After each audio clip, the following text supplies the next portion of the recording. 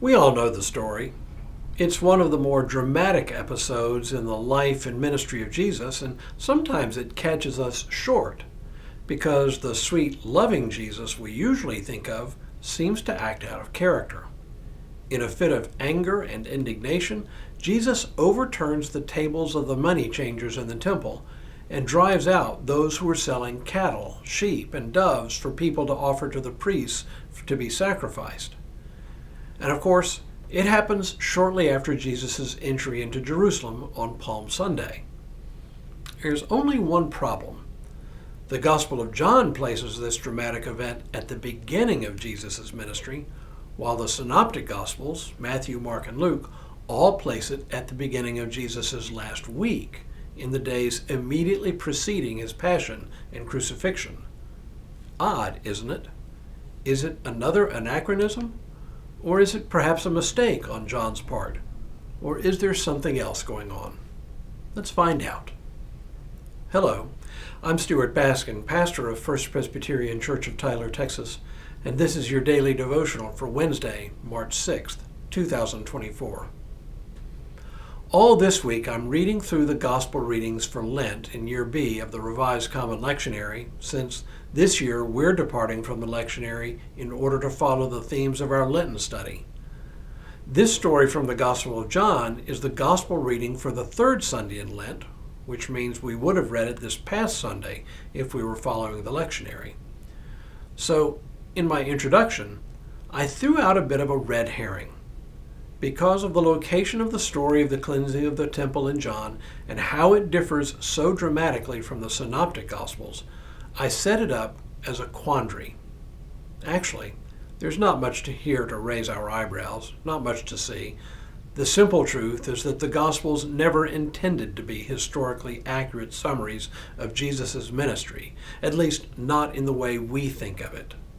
When we tell stories, we nearly always arrange them in neat chronological order, and we assume that because this is the way we arrange stories, it follows that all stories are arranged this way. But there are enough apparent discrepancies in how even the synoptic Gospels arranged Jesus' ministry that it becomes clear that they aren't concerned about writing historical narratives.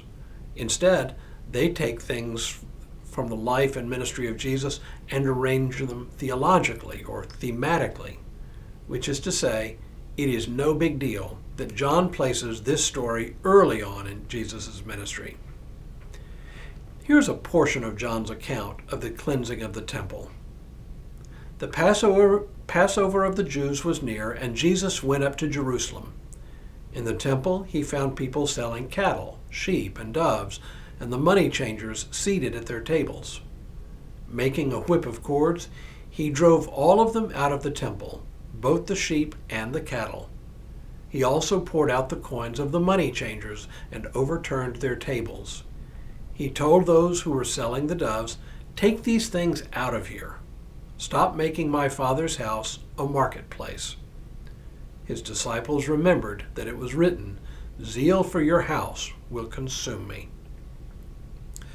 With a very few minor details, this is exactly the same story the synoptic Gospels place near the end of Jesus' ministry.